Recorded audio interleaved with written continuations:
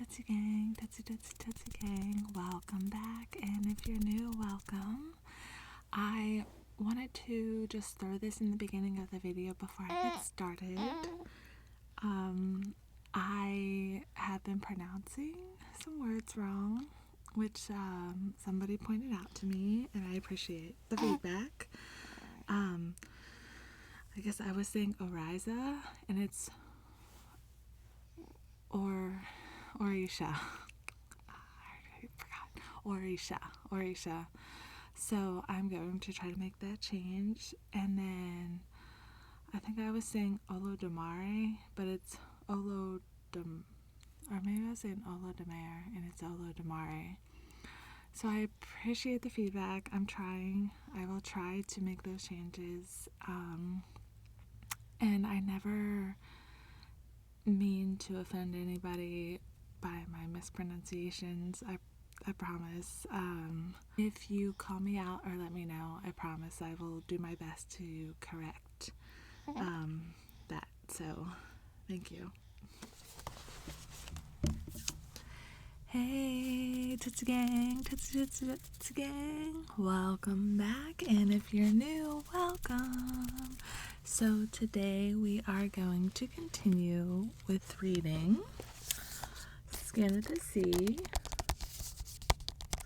We are on chapter 10, so we're going to do 10, 11, and 12, and yeah, let's go ahead and get started. I will link below the previous chapter, so if you guys want to go ahead and check them out. This book is really good. It's really intriguing, and I'm enjoying reading it so far. But yeah, all right, let's go ahead and get started, guys, with chapter 10. The Oriza aims another bolt of pure energy at the sea. It's closer to the ship this time, and Kola holds his arm over us as a shower of sparks rains down. Sango rips through the last of the clouds, fully materializing among the shreds. Eyes shot through with silver and slabs of muscles gleaming.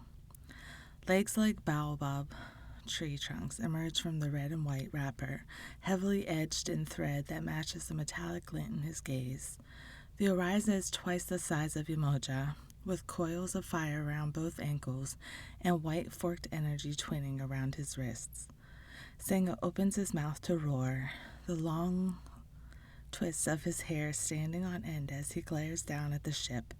In one hand he wields a giant double-headed axe, its edges crackling with blue lightning.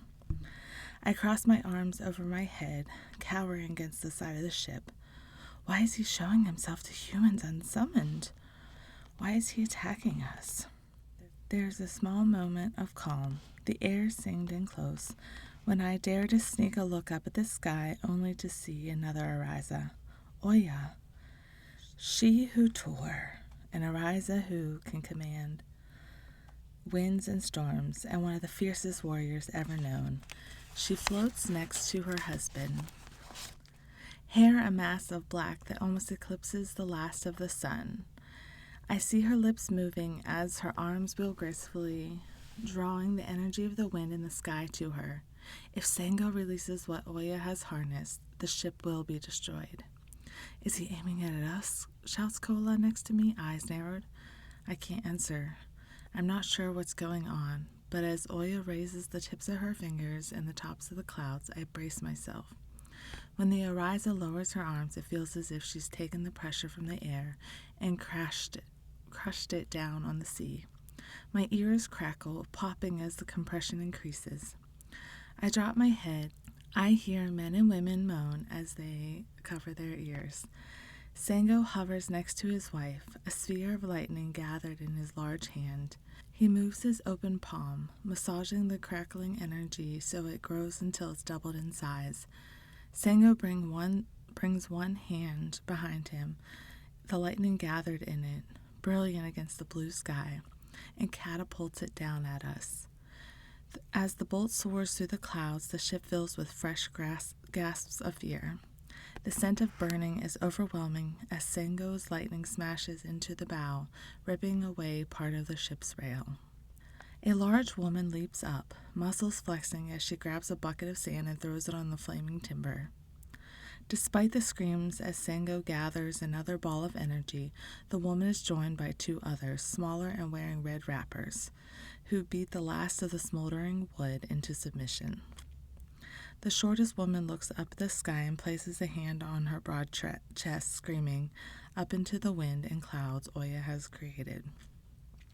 Whatever the rest of her prayer, her fierce words seem to have been heard, and Oya swoops to Sango's side, stilling his fists, which are wreathed with blue and white snakes of lightning. The Ariza descends, her hair a crown of tight spirals. As her feet touch the deck of the ship, the air on board stills and all is quiet. Around the vessel, the wind continues to screech and whirl, sucking waves up into gigantic summits and throwing needle-thin spikes of rain horizontally. Peering up at Oya, I forget the pain in my ears for a moment, struck by her beauty. With a high forehead framed by tight curls, her nostrils flare as she surveys us all. Twists of gold are spun around every elongated limb, and a wrapper of deep purple flutters in the wind. Oya tilts her head to one side at the sight of the people writhing in pain at her feet, large opals glimmering from the depths of her hair. With a flick of her wrist, the pressure is lifted. I sit up, shaking my head slightly, but I freeze when I see that Oya is looking straight at me. I try to scramble backwards as the Ariza stalks the deck in my direction, but I am already pressed against the railing. Be calm, says Oya. She stops, not coming any closer. Who is in charge of this ship? I open my mouth to speak, but I don't have a chance to answer. Sango lands on the deck with a crashing thud. Metallic blue sparks still fly from the tips of his fingers as he swings his large head around, twists of black writhing in the breeze. Where are they, Oya? His voice is loud and raw, and his eyes flash with whites, making the pupils look like tiny silver specks. Oya lifts a hand, not looking back at Sango, who stomps towards her. The ship shakes with each one of his footsteps, and a few of the wooden planks of the deck splinter beneath his gigantic tread. All is not what it seems, husband. See for yourself. Oya smiles, revealing the whiteness of her teeth. The ship is not crewed by Oyimbo. Sango pauses, looking down at those around him.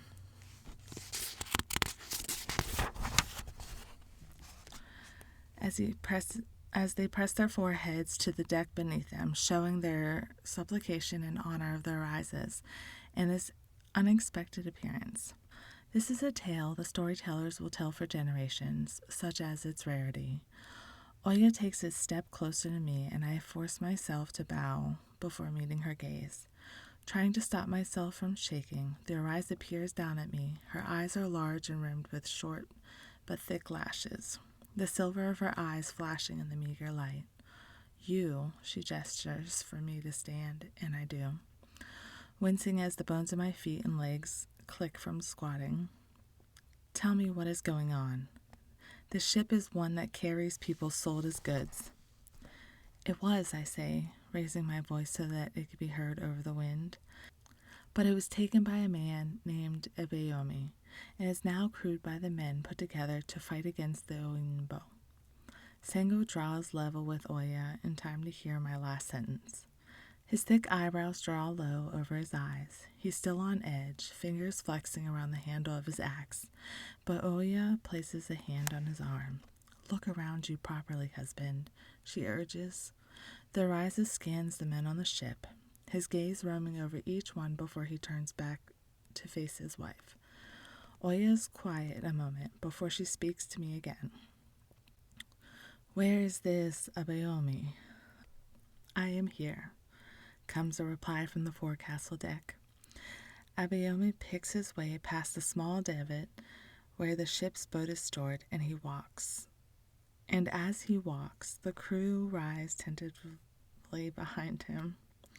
Sango turns to the captain, and I am struck by the fact that as tall as Abayomi is, he is dwarfed by the Ariza. Abayoma bows respectfully, eyes on Sengo's axe, and I can't tell if his gaze shows fear or envy as it slides over the weapon. While the captain explains how he took the ship and their task, I use the time to watch the arises. Like Yamoja, Oya and Sengo have black eyes with hints of silver, but these gods are larger, gripping weapons that could destroy the whole ship in a moment. After Abayomi has finished explaining, I force myself to step forward, curiosity fighting with my fear-tinged respect. Oya, I say, lowering my head as I bow before the ariser, if you would permit me to ask you something. The ariser faces me but does not speak. I take her silence to mean she agrees.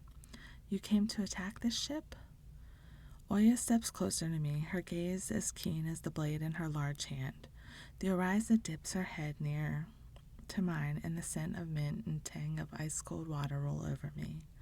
We are destroying as many of the vessels that carry the enslaved as we come across. We will not sit back and watch. We will not leave the pleas of our people unanswered, adds Sengo, his rumbling voice as deep as the ocean beneath us. Even if it means Olodomar's wrath? I ask, my curiosity uncontainable, apprehension wrapping around it like paper-thin shroud. Uriza turns to me, eyes matching the intensity of the storm still whirling around the ship. We will not stand by, bellows Sengo, only calming when Oya places her hand on his arm. Even if it means we have to face Olodomar, the Uriza adds, courage in the angle of her raised chin.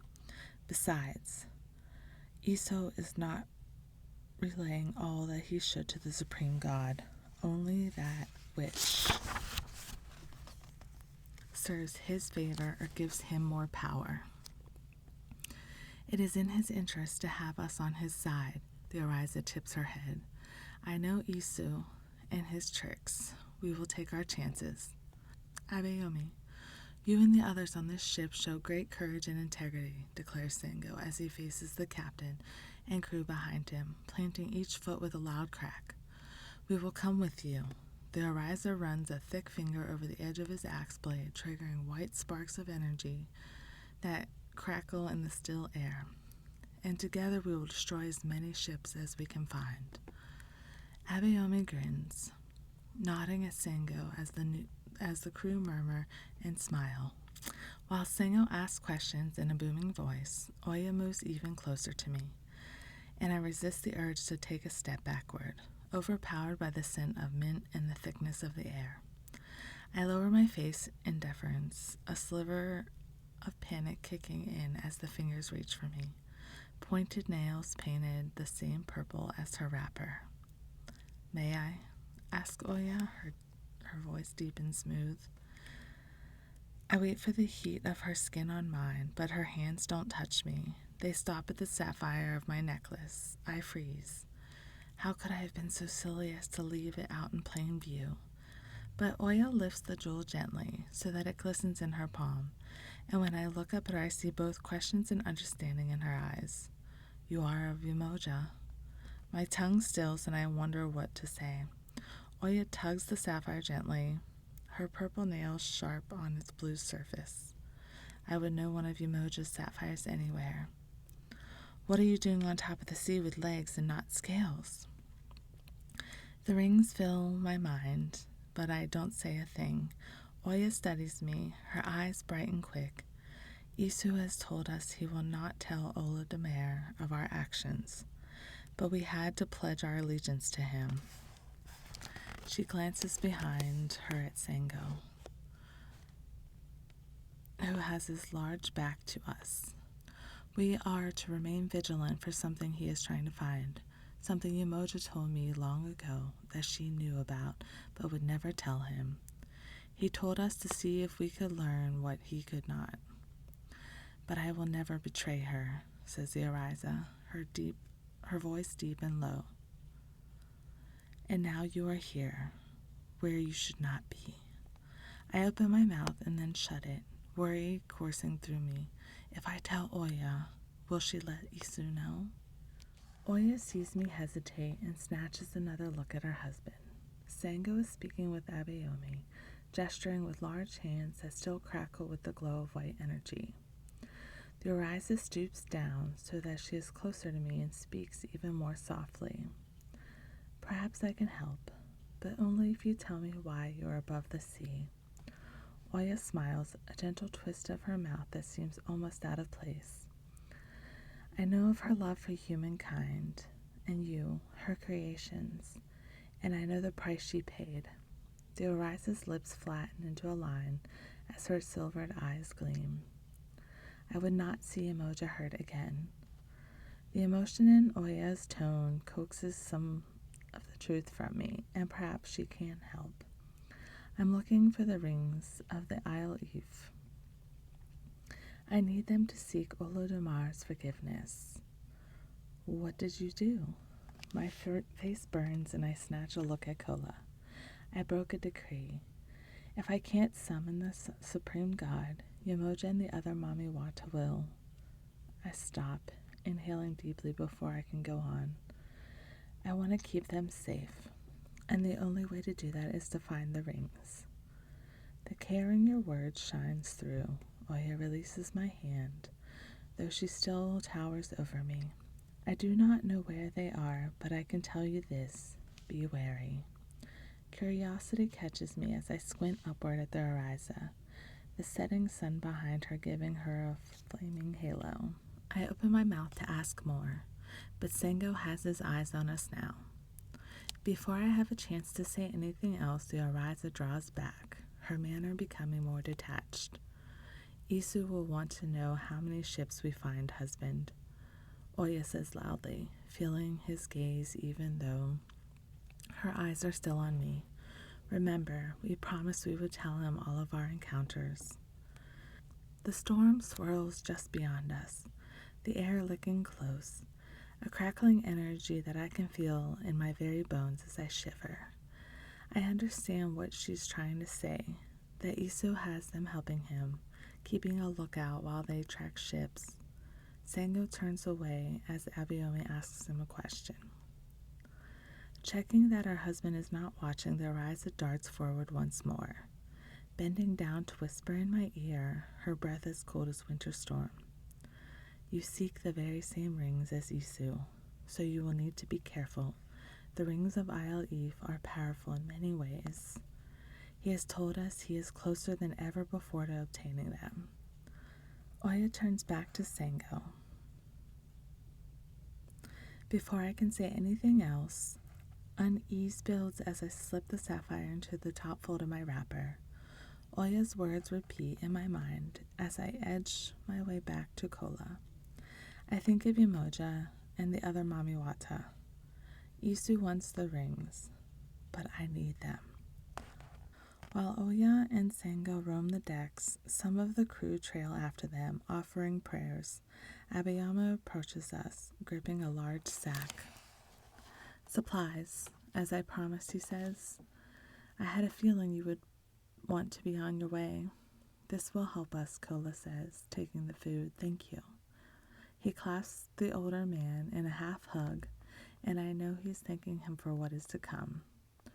For the hunting down of the ship he was on, for revenge and liberation using Oriza magic and the rage of people who are always willing to fight for freedom. May Yamoja protect you on the sea, offers Abayomi. And the same to you, I answer as I follow Kola to the rope ladder that slaps gently against the side of the ship. Abayomi said it'll take half a day to get to land. Kola slings the sack across his back, tying the end so that it's secure for the short climb down. The wind still buffets the ship, the ladder swaying, which means we should be there just before sunrise. I thought perhaps that you might have asked him to take you back home. Even as I asked Kola the question, I realized that I could be putting the idea into his head. My breath shortens at the thought of searching for the Babalao without him. Why would I? Kola glances at me over his shoulder, eyebrows raised. I told you I'd take you to the Babalao. I wouldn't break my word. I nodded his response, feeling a warmth that turns into a smile, facing the sea to hide my expression. As Kola grasps the rope, his foot on the first rung, I look back, trying to see if I can spot the oil cloth. I can't see the men, but my eyes rest on Oya just as she turns to me. She smiles again until her expression freezes. In 2 steps, she is next to me, the sheer fabric of her gown whispering around my legs, her fingernails digging into my arm. "You must leave," she hisses. With a shove, she propels me closer to the side and I stumble against the smooth rail, only to be hauled quickly to my feet by Oya. "Isu is coming. I can feel him. Sango may have summoned him, or one of the crew could have prayed to him, showing you in their pleas. Go, now." The Arise's eyes hold me, the dread in them sharpening the silver. I spin away and scramble down the ladder, wondering how far away Isu is. Kola stands feet wide apart on the boat as he reaches up for me. My foot catches the rung and my left hand slips. "Careful!" Kola steadies me with a hand to my wrist. My heart is beating so fast that I am not even annoyed at Kola for scolding me. I hook my foot onto the rung and hold tight to the sides of the ladder, the muscles in my arms and legs pulling uncomfortably. When I take the last step to reach the boat, Kola releases me. "I'm beginning to think you like me catching you," he says with a grin, untying the rope. "We need to go now," I say, my voice tight. "Oya said Isu is coming." Kola sees my face and his expression hardens. Spinning away from me, he grabs at the knots, unfurling the sail as the wind plucks at it. Purpling clouds are gathering, thick and fast in the direction we need to travel, and the smell of rain is heavy in the air. "We're behind the storm Oya created." He slides closer to me, pointed east. "It's headed out faster than we can sail, but it'll give us enough wind power to get some distance between us and the ship." "Quickly," I say, crouched in the middle of the boat as it pitches from side to side. Our small vessel skims the tops of the waves, moving away from the ship. The clouds are racing now, but their denseness still makes me nervous. I say nothing, eyes on the larger vessel willing the distance between us to increase, as the last of the day departs in swaths of orange and red.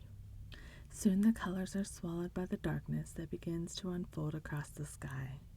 The ship disappears too, taking with it some of my tension. If Isu is on board, at least they are heading away from us. Kola struggles with the sail, constantly adjusting it as he tries to keep the boat from spinning and tipping into the waves. When the sun slips fully behind the horizon, the sea loses some of its wildness, flattening into a deep, dark blue. I lean against the side of the boat as Kola finishes tying complicated-looking knots in the rope. Finally, he sits down, rolling his shoulders, glancing between the sea and me. Kola's large hands rest on his knees, and I remember the way he held my wrist when I slipped down the ladder. The palms, both soft and rough, and his warm grip. I shiver. "Are you cold?" he asks. I shake my head and force my gaze away from Kola. I think of the crew united in their mission to save more than themselves. Their courage reminded me of what Kola has also shown. "Can I ask you something?" I tuck my feet underneath me, holding on to their soles. "You can," Kola says, his voice even. "How did you end up on the ship you were thrown from?" I think of his words with Abayomi and my own memory of the hold. Kola's hands twist into fists, mouth pulling down in a gleam of fresh moonlight. For a moment I think he won't answer, and then he begins to speak. His brows knitted tightly. "The Tapa from upriver waged war against us after we refused a trade. I wanted to prove myself to my father. I thought that if I could broker a peace between us, it would save many lives. And then they killed some of the guards I was with and sold the rest, including me." Kola's eyes flash into the gloom. "I was traded to another village before being bought by the Oinbo." His words loosen something within me, and when I reach for it, it snakes out of my grasp. And that is the ship I was thrown from when you found me. I'm glad that Abayomi, Sango, and Oya will find it. Destroy it. Shadows wreathe Kola's face as the boat crests each night-darkened wave.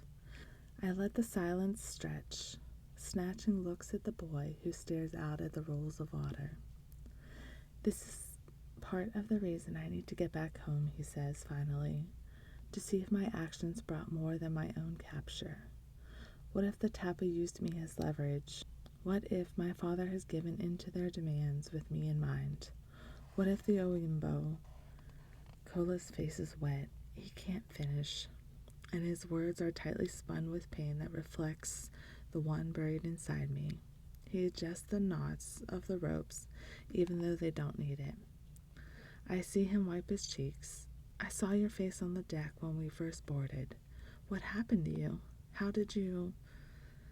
I cast my mind back to when Umoja had first given me purpose, just months before.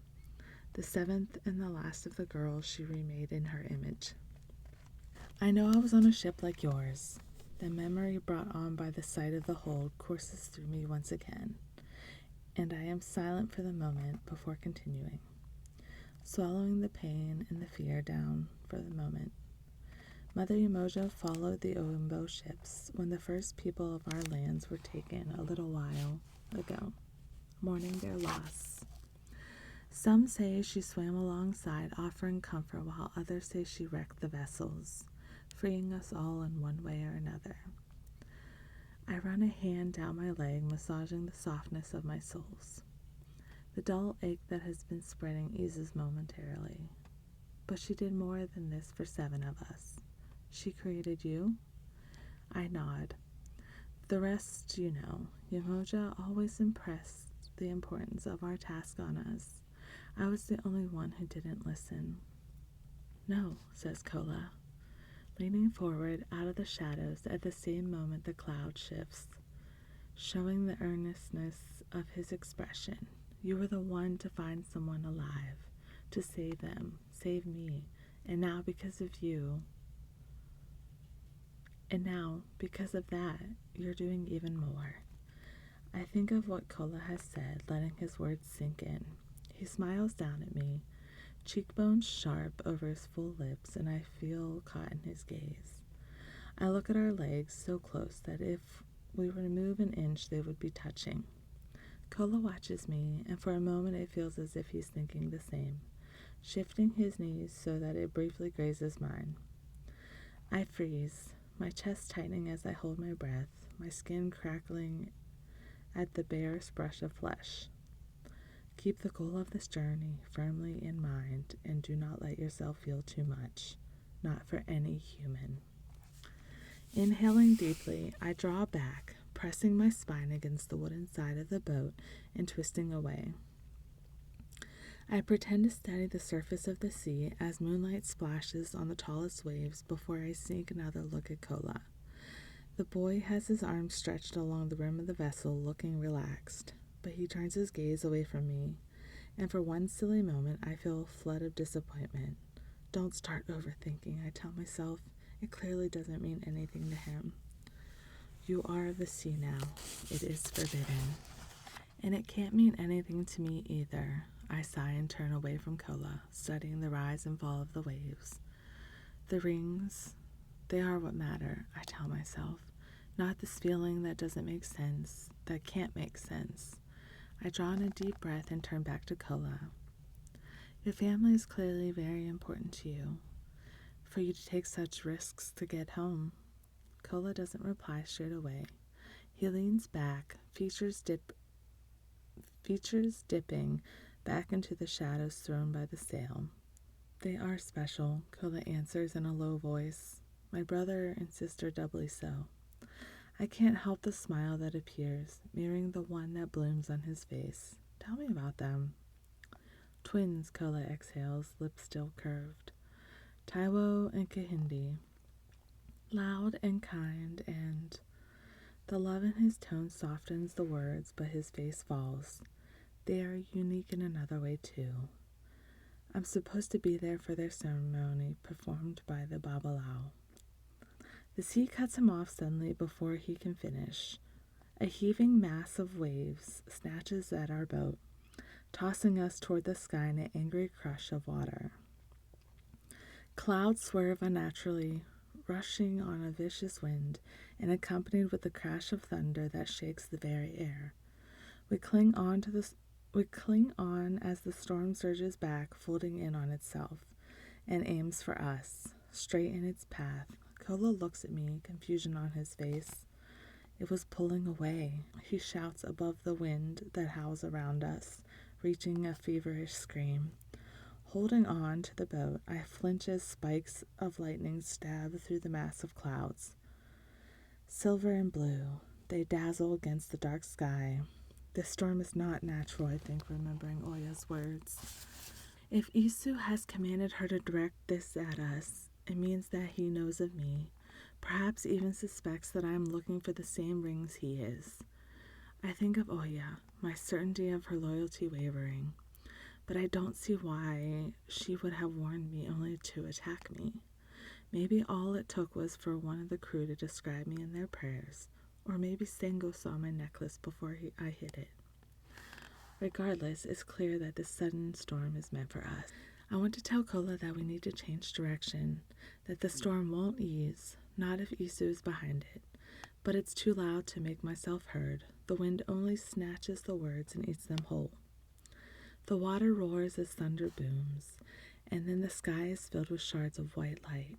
Kola is thrown backward into the boat as I squeeze my eyes shut. I could dive into the water, but Kola wouldn't survive. The storm batters us with the giant waves and blistering winds. The next peal of thunder comes even louder and forces us both to clap our hands over our ears as a large fork of glowing lightning hits the water next to us. "Hold on!" I scream as the wind tears at us, rocking the little boat violently. Another crack, and even the air feels as if it's on fire. "Simi!" shouts Kola, grabbing me, his voice piercing the night as we tumble backward. We land in a pile of sea-slicked limbs as our mast, splintered and smoking, breaks free.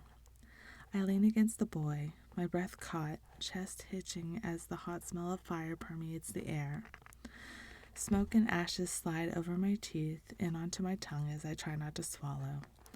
The mast is smashed right through the hull, leaving us perched precariously on what is left of the boat.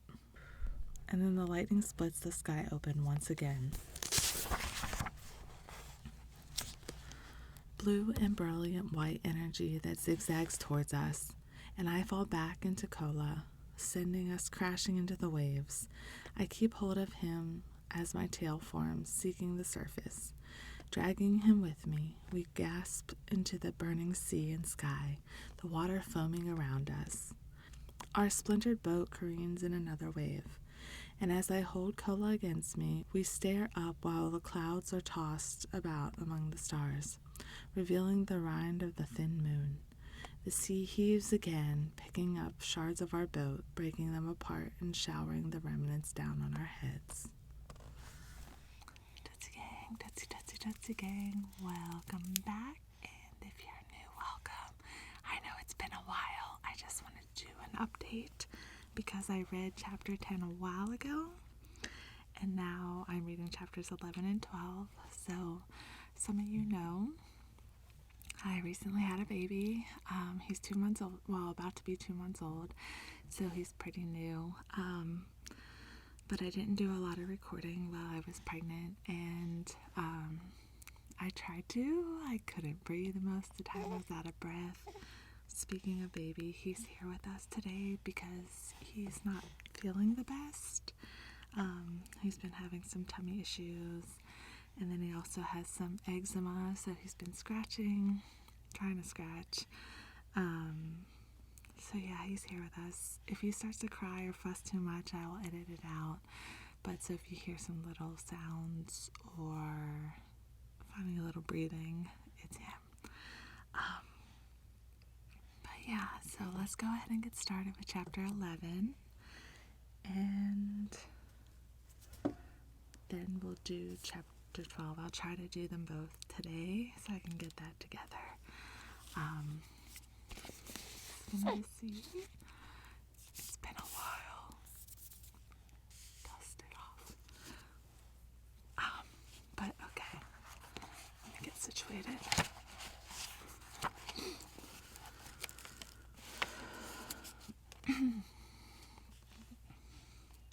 Chapter 11. I open my mouth to scream and wake up to a swollen sky and knots of seaweed. My ears are ringing and there's sand in my mouth. A flash of silver that ripped through the night, thunder that made the whole world shake. The sea laps at my side, rushing over the scales of my tail as I blink my eyes open on a new day. All I can see is water and clouds. The brightness sharpens the pain in my head and I close my eyes again, waiting until the worst passes. A burning sail and Kola screams. Kola, where is he? Panic spikes in me when I think of him hurt, imagining his lifeless body sucked down into the deep or pushed against the beach. The sun is white hot and relentless as I scrabble in the sand, trying to haul myself out of the incoming tide. My head rings from the effort and I lift an unsteady hand to my temple. I can't leave the water just yet. I'm not strong enough. I think of trying to find the Babaloa on my own, and doubt courses through me. I can't do this without Kola. Brown eyes wide in shock as the night was lit by the energy of the storm, the mass crashing down on our hands. Here, baby. The mass crashing down on our heads. The violence of the sea storm has shocked me, but really, it's how vulnerable I was, only changing as the boat was smashed around us. Slow waves push me back and forth against the sand as I force the images from my mind and examine the shore. From the shallows, I can see that the beach is deserted, its bone-white sand stretching into the distance. The sea shows no hint of the viciousness it held last night. We've arrived at land, just not in the way we had planned. Kola, I croak, scanning the sliver of beach all the way to the tree line. There's an opening where the river feeds into the bay, and bobbing just to the side, charred splinters of wood. Kola! I push myself back into deeper water and swim toward the tributary, hating the sluggishness I feel. The ringing in my ears is gone, but I'm still weak enough that I must struggle with the surge of the current from the river. I swim until I get to what looks like part of the mast from our boat. Its edges are burned black, and shredded splinters show the force of the lightning that struck it. Kola! Concern taints my voice with the shrillness I am unused to. I scan the beach and the narrow strip of earth that lines the river, and then I see it, a small scrap of blue further up, half in the water. I swim deeper into the mouth of the river, eyes fixed on what looks like a torn part of Kola's wrapper. I pick it up, my hands shaking. It's definitely his, the same faded blue. Kola must have gotten this far. He could have decided to use the water to navigate inland. I think of the wounds on his back and the way the storm battered even me. What will it have done to him? I need to find him. As I swim upriver, trees press in on either side, green and raw and alive. Flocks of birds, whose caws are as loud and as bright as their fluorescent feathers, take flight from the tops of the trees that seem as tall as the sky.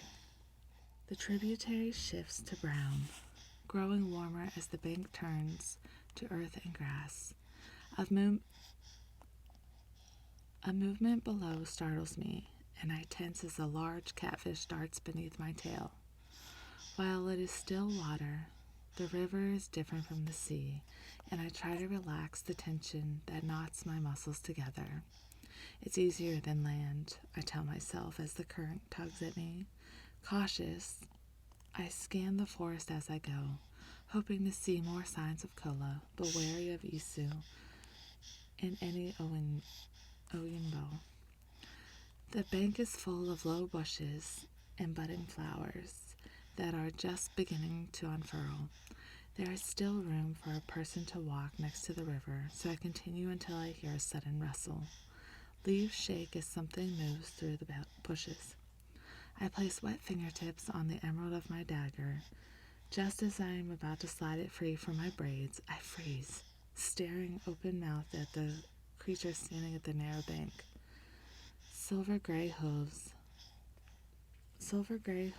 paw nervously at the earth, and two long, pearlescent horns spiral backward from its head. With its squat, donkey-sized body, it does not, at first, resemble a magical creature storytellers describe to children. But as I glide closer, it turns to look at me with turquoise eyes. An abada. It is said to be a harbinger of the lost. I don't doubt that it is showing itself to me for a reason. Kola. I try to swim even closer, but stop when the abada prances backward, eyes rolling. It is fine, little one. I won't hurt you, I murmur, my heart beating wildly. If the creature bolts, I doubt I'll be able to find it again. Abadas are only found when they want to be. I am about to emerge from the river when the animal snorts and trots down the bank a little. Its neigh is soft, almost like a sigh. The creature turns its head to look at me, and I slip back into the river and begin to swim alongside it. The abada canters beside the water. I'm careful not to lose sight of it, especially when the creature is forced to weave in and out of the trees, where the bank of the river is too narrow. Every so often it pauses, checking to make sure I'm still following. We are deeper inland now, and the trees bend toward one another, stretching over the water, nearly blocking the sky and providing a cool relief from the mid-afternoon sun. The forest is louder. Looking up into the canopy, I catch sight of tiny birds that hover high above, their red, yellow faces peeping at me from behind the large leaves of banana trees. When the heat of the day grows to nearly oppressive levels, the abada stops at a split in the river where a smaller stream bends to the left. It paws at the ground in agitation. What is it? I whisper, sweat trickling from my brow. I want to duck underneath to cool myself, but I don't want to risk losing the abada. The creature neighs again. Kola? I call softly, hope coloring my words as I turn in a slow circle looking around. No answer. The abada neighs again, more loudly this time, before it treads carefully around the bushes and trots along the smaller waterway. Wait, I call, diving to catch up. Mud scrapes at my tail as the stream, just deep enough for me to swim, leads us further into the forest. The quiet and gloom are disconcerting. After the wider river, and I glance about uneasily. Even the bank is narrower, forcing the abada to prance in and out of the stony shallows. As we work our way down the stream, the trees cover the sun almost entirely, making shadows on the brown water and darkening the green leaves. The bank is a sliver of the black earth and stones, and I frown at the thought of Kola trying to navigate this part of the tributary. The abada ambles ahead of me, nimble even on the rocky ground. I start to have second thoughts about whether I should have followed it this far, and then I see the stream open out into a larger pond. The abada emits another neigh, louder this time, as it heads towards the bushes that line the water. There are no bird calls or hoots now. I peer around as the silence grows. Keep moving, I think as I heave myself from the water. My wrapper forms as I hunch over at the side of the pond, wet hair and skin glistening in the muted light. Please wait, I call to the abada as it moves between the bushes, and it does, not flinching when I reach for it. Thank you for bringing me this far, I murmur as I stroke its silken mane. The creature can't be taller than my shoulders, but its horns are almost twice its height, curving backward, glowing in the shaft of the sunlight that pierces the canopy. It is said that An Abada's horns have the power to cure disease or counteract any poison. The creature turns to me with its turquoise eyes, silvered around the edges, and I feel a sense of calm flooding through my mind. I run my hand down its withers, and the Abada tosses its head in pleasure, allowing me a moment more of its attention before it presses forward through the overgrown bushes. I follow, the shadows deepening as we move further inland. This part of the forest is humid, and the heat trapped beneath the canopy above. The ground is damp beneath my feet, deep with decomposing leaves and soft black earth. A large gray spider with a yellow stripe down its back and red eyes scuttles past, and I take even more care where I'm treading, measuring my steps and getting used to the rhythm of walking again. As the Abada pushes past the bush with the oversized purple flowers and the scent that reminds me of honey, I hear a sound that makes me stop. A faint pounding of drums. As thick and fast as my pulse, the sound grows louder until the ground feels as if it's shaking beneath the soft soles of my bare feet. The Abada comes back to stand beside me and then nudges me forward, its muzzle and breath warm on my neck, until I stumble through the bushes and find myself looking out into the large glade. The hot curve of the sun slides behind a tree line, and in the middle of the wide open space, people are dancing, weaving between grasses almost as tall as they are small. Tiny people, with silver hair braided into long plaits. They whirl almost frantically to the beat of a dozen gangan drums. Small hands beat sticks against the taut skin, a blur that produces a rhythm I've never heard before. And there, in the middle of the clearing, laid on a bed of dried grass draped in white cloth, is Kola. The beat of the drums covers my gasp of surprise. His eyes are closed and his arms are folded over his chest. His feet stick out from the end of the cloth, and I remember the paleness of his soles when I first found him in the water. Lifeless, he is laid out as if ready for his last prayers, and something inside me shatters. I swallow hard and creep forward, trying to get a better look. The Abada snorts suddenly behind me, and I jump, tripping over a rotting tree trunk, and stagger into the clearing. The drums stop. The dancers freeze, their plaits cascading down narrow backs. Turning almost as one, they regard me with pale golden eye. Yumbos, I whisper. Chapter 12. I scramble backward to stand at the edge of the glade as the yumbos stare at me. No higher than my hip, with gleaming ebony skin, encased in ivory wrappers, and silver hair and skinny plaits. The fairies number at least 100. Backing away, I press against the Abada, trying to remember what I know about yumbos. Also known as the Bakna Rakna, good people. The fairies live underground in secret hills, fishing and stealing corn from humans. They are not a threat, I remember that much, especially if they show themselves to you, which is very rare. Kola, I call as I edge closer. The Abada is warm behind me, its hide prickly against my skin. If it's not scared, then I shouldn't be, I tell myself, and I take another step forward.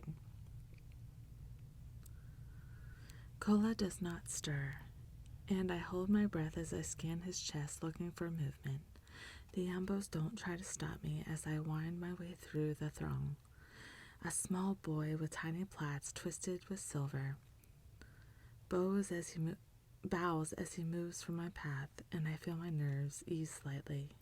He is not dead, says the yumbo, his golden eyes crinkling as he grins at me.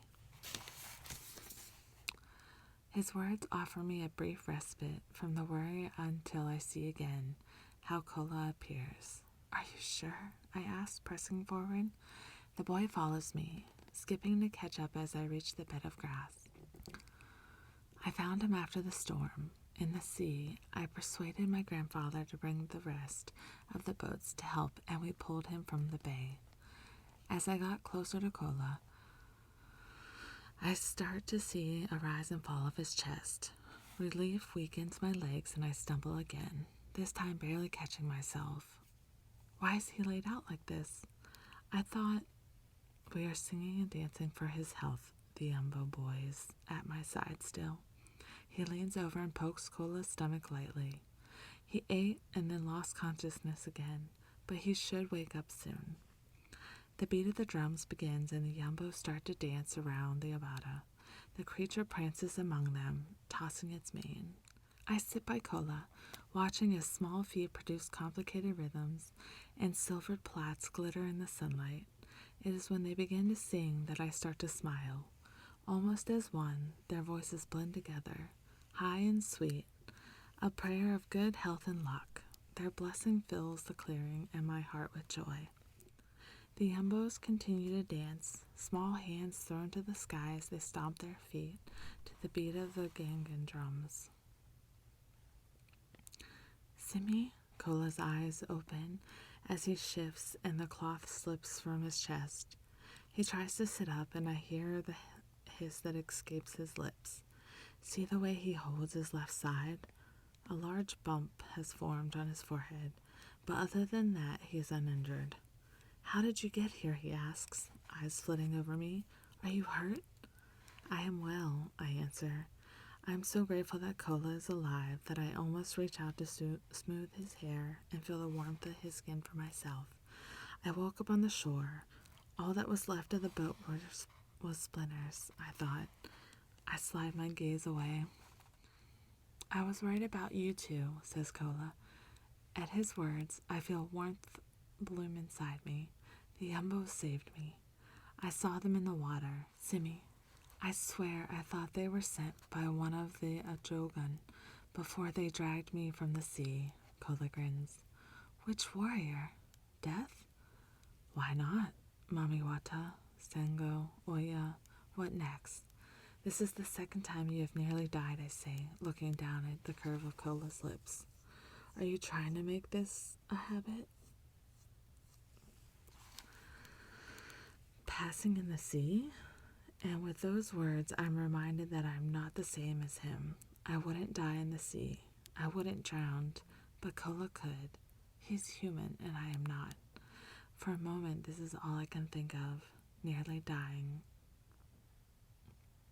Nearly dying, I confirm. Looking away, I tell myself that I only care because Cola's death would mean that the sacrifice I made was for nothing. But the thought of it makes my heart beat hard against the cage of my chest. Simi, Cola sits up as the drums build to a crescendo, the sheet falling from his body. You are awake, exclaims the same Yumbo boy who had told me Cola was alive earlier. No taller than my knee, he runs over and beams at us, his face turned up at Cola as if he were the sun. Grinning widely, the Yumbo comes closer, teeth shining like tiny pearls. He bows again, right leg crossed over the other as he lowers his head and places his tiny fist against his heart. I am Isa, and I am the one who found you. The Yumbo flattens a hand on Cola's chest, pushing him back down. You must rest. Save your strength for when it's time to eat. He fusses with the sheet around Cola, clucking like a mother hen. Now that you are awake, I will fetch my grandfather and some food. Thank you, Isa, Cola replies, smiling at the boy as the Yumbo finishes tugging the cloth back over his chest. When he's satisfied that Cola is tucked up properly, Isa runs off, shouting loudly about fish and scattering other Yumbos as he flaps his arms. He returns almost immediately, accompanied by an older Yumbo with amber eyes and long silver gray plaits. Welcome. My name is Salif. He bows, a hand splayed on his pony chest. We are grateful and blessed to have you both as guests. Only people chosen by the Yumbos can even find this clearing, unless you are otherworldly, and then the Abada will choose whether it leads you here. Like calls to like. Salif catches my eye before his gaze goes to my feet. We have come across Mamiwata before in the seas. Yamoja has always blessed us with our fishing. Please thank her next time you summon her. I nod once, scuffing my feet in the dirt as Isa looks up at me shyly. Join us and eat. My grandson would be most upset if you did not, continues Salif, patting Issa's shoulder. And if we can help you in any way, we will discuss it then. Thank you, I answer as Kola murmurs his agreement. Salif darts away, calling out orders, and we are left with Issa, who sits next to Kola. The smell of spiced food floats across the clearing from a bank of fires, where several yumbos oversee the preparation of the enormous catfish, baking slowly at the outer edge of the burning coals. Wooden tables are set up with small, narrow benches under the largest tree that leans over the glade. Smaller yumbos flit about, decorating by adding purple flowers with golden centers. Others digging at the edge of the clearing, excavating buried flasks of palm wine. Carefully they fill the cups set out, not spilling a drop. As the yumbos take their places at the tables, Issa leads us to a bigger log that has been set out for us to sit on. Kola's side seems not to be paining him as much, and even the lump on his head has subsided somewhat. He catches me examining him, and I look away quickly. Salif remains standing. He claps his hands together 3 times, and the yumbos look up from their seats, eyes glowing the color of dark honey. We are honored today to have not one, but 2 special guests. Salif remains standing, smiling at us. As you all know, we rescued one of them from the sea and its black rocks, and the other was brought to us by the sacred Abada. Let us all eat and drink together. He raises his glass and takes a large gulp of palm wine. To the lucky ones. The yumbos hold their wooden cups up, and Kola nudges me to do the same. I do until I see the food arrive and nearly spill my drink. What is that? I ask, steaming dishes of fish that seem to float along head our way. Food, Isa answers brightly, giggling at my shock. We have helpers, but ones which you will never see. Well, not all of them anyway. The silver platters bob in the air, weaving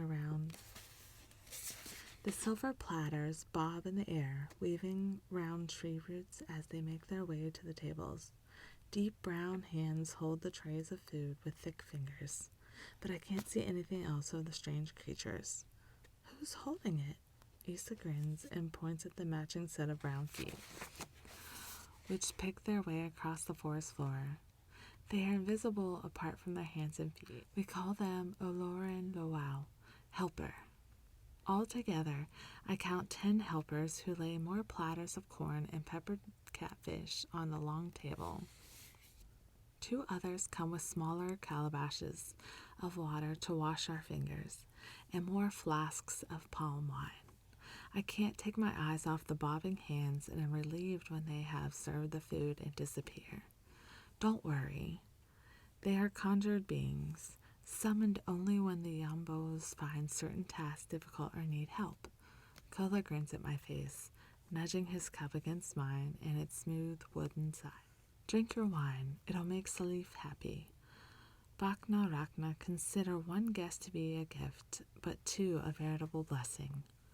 I take a sip, and my mouth puckers as my eyes water. Its sourness is too much for me. Strong?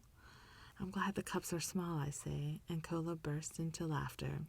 His laugh is loud and sweet, and I realize it's the first time I've heard it. I take another cautious sip, but this time I don't wince.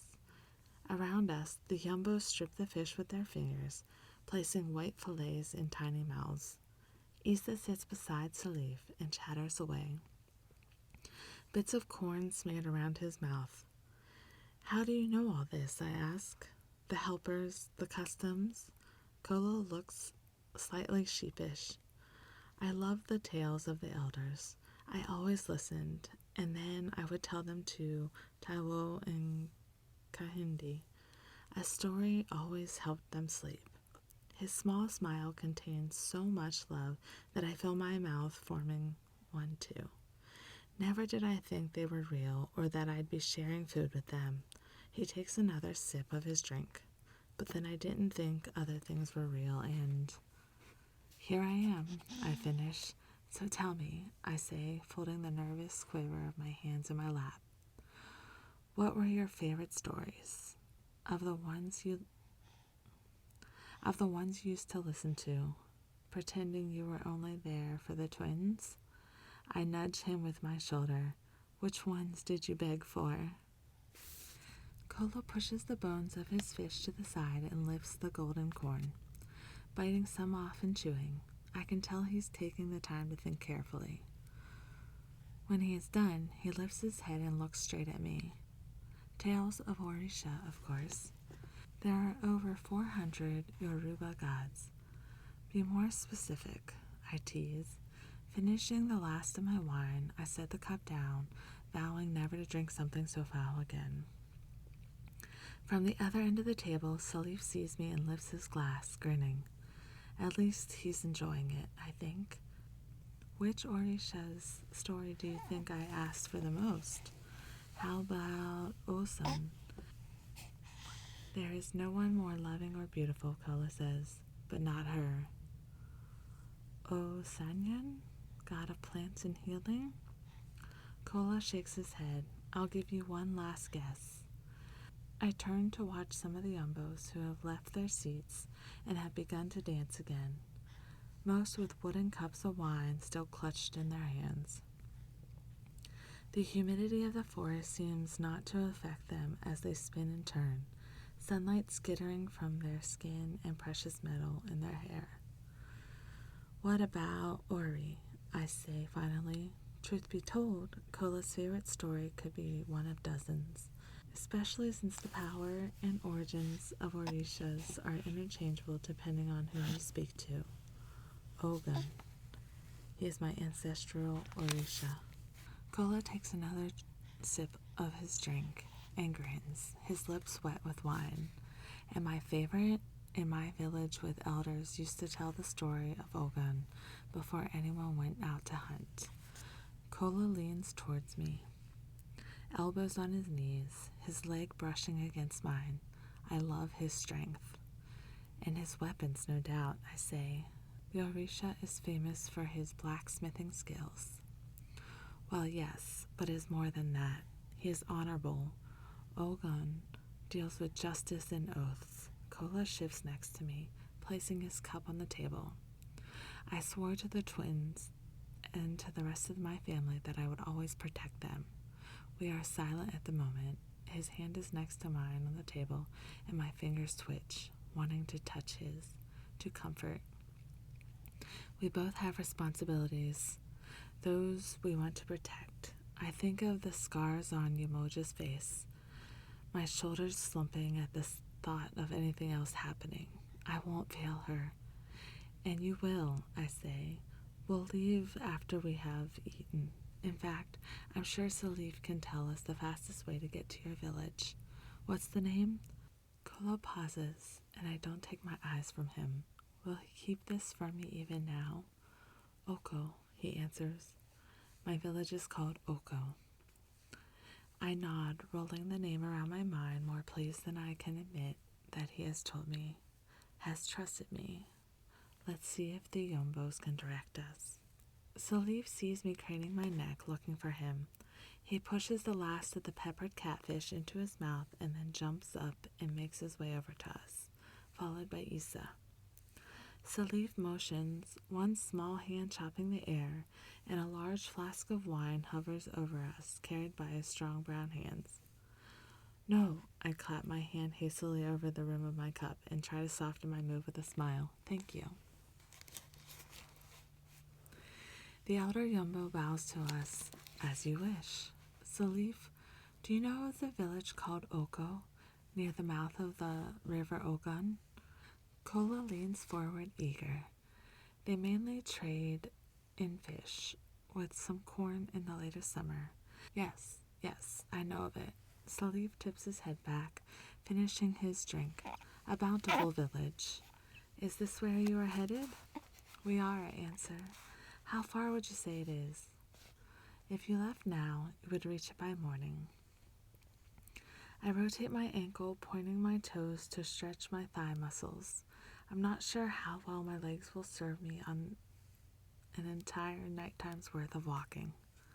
Have you or any of the others been there recently? Asked Kola. The Yumbo sets his empty cup on the table. We have not heard anything about Oko, no. Although, Sleeve doesn't finish his sentence. His voice cut off along with the other Yumbos. They freeze as one, and even Isa, tucked next to Kola, stops chewing his food. His mouth hanging open, a solitary piece of corn clinging to his bottom lip. I look around us, and Kola does too, the same confusion I feel rippling across his face. Gently he shakes Isa, who doesn't respond, his amber gaze remaining unfocused. Salif shudders once, his whole body quivering before he folds over, a loud, keening noise coming from his open mouth. The rest of the Yumbos do the same, eyes closing as they cry out. Those who have been twirling to the beat of the drum fall to the ground, tiny bodies in silver plaits scattered in small mounds across the glade. What is it? Kola asks, his voice rough as he peers down at Isa. Are they all right? I don't know, I answer. There is a small, unsettling tug in my stomach, but it's nowhere near as strong as what is happening to the Yumbos. I bend down to touch a hand to Isa, but he doesn't respond, eyelashes metallic bright against the brown of his cheeks. I walk into the center of the clearing, bending down to check each Yumbo that I can, the unease in my stomach growing, tightening. They're all breathing, I say, straightening up to turn back to Kola, but he's not there. I'm surrounded by a forest of black trees, their gnarled branches clawing at the sky of fresh bruises. A thick, unnatural silence blankets everything, and the stench of rotten death hangs in the air, catching in the back of my throat and making me retch. Spinning, I stagger, crying out with pain as I look down at the dark earth. I am standing on shards of tiny fairy bones, splintered in the gloom of the dead forest. A tide of sorrow grabs at me, and I bend over, clutching at my stomach. Kola, I scream, inching backward. But there is no one to answer me, only desiccated plants and the remains of the Yumbos in bleached white fragments that litter the ground. I am running then, tearing past charcoal trees, slipping on the remains that I don't want to see. The forest opens up, sloping down rolling hills that join fields dotted black with the stiff stalks of dead crops. The corpses of cows and goats decompose gently in the sun, its heat and light the only vibrant thing in the landscape. Spotting a wall that surrounds multiple compounds, I head toward the village, my heart beating faster. Slowing down, I pass through the flung open gates carved with the images of the sea and lush crops. When I see them, I stop, breath burning in my chest. The dead. The villagers lie on the red earth, mouths open in final screams, hands and claws, skin hanging in dark folds, sores and bones and ribs poke through the wrappers. I squeeze my eyes shut and open my mouth, screaming until my throat is scraped dry. Simmy? Simmy? I open my eyes to Kola's thick eyebrows drawn together in a frown of concern. Sobbing, I push my face against his chest as he holds me until I stop gasping and crying. What is it? What happened? I saw, but I don't have a chance to finish. A loud collective gasp fills the air, and as one of the Yumbos sits up, face blank, nectar-colored eyes blinking, their gazes soft and unfocused, Isa begins to cry, and Kola releases me to wrap an arm tight around the Yumbo. Salif, Kola murmurs. What was that? What just happened? The elder Yumbo takes in deep breaths, smoothing his plaits back, gold and silver twined around each braid. We are connected to this earth. Salif fills his cup with unsteady hands. Anything that upsets the balance of it, we feel. He drains the palm wine and swallows. Did you see anything? I ask. Gulping in air heavy with despair of my vision, I force a deep breath, calming the tremble of my legs. Something has happened, states the leaf, filling his cup again, his hand shaking enough for him to spill some of the palm wine. What do you think it could be, I ask, thinking of when the storms at the sea form, the feeling I get, the scent in the air, the feeling of something coming. I think of the bones I stood on in my vision, the dead crops and the twisted corpses in the village. Kola's face is ashen as he looks at me. I think I know. He turns to Salif, his words slow and heavy. The twins, Taiwo and Kahindi. What do you mean, I ask, frowning now. None of this is making much sense. Kola shifts on the bench and places his hands flat on the table in front of him. He takes a deep breath. They are Ibeji. Orisha? I ask, the word rising with my surprise. I think of what I know of the twin gods, one soul in both bodies. Orishas of glee and mischief as well as abundance. Their presence brings happiness and health to people and life of the lands they live in. Close enough. The Ibiji have manifested in Taiwo and Kahindi. The Baba Lawal prophesied it. Kola brings his hands together, squeezing a fist with the long fingers of his other hand. With their birth came a time when Oko truly flourished, as well as the land all around it. This is why we settled here, adds Salif, his hands gesturing around him. We had heard that there was a Beiji power within these grounds, and when we arrived here we felt it. My family kept this quiet, not even the villagers knew. There is to be a ceremony to confirm and protect them. I was supposed to be there, to make sure that they were safe until it was done. Kola turns to Salif, bending down so he can look at him in the eye. Could that be why you have sensed? Could that be what you have sensed? I hear the hope in his voice, but Salif shakes his head. Such a ceremony would only confirm and establish their power. What we all felt was a severing of some kind. What if something has happened to Taiwo and Kahindi? What if I'm too late? Kola runs both his hands over his face, fingers snagging on his lower lip. What if they're dead?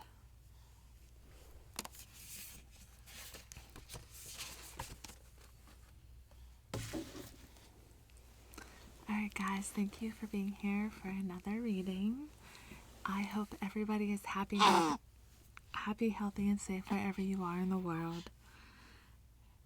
And I will try to, later this week, read the next 3 chapters. I'm kind of just getting a new balance on my life, but I appreciate all your support still. So I hope everyone has a great day and a great 2024.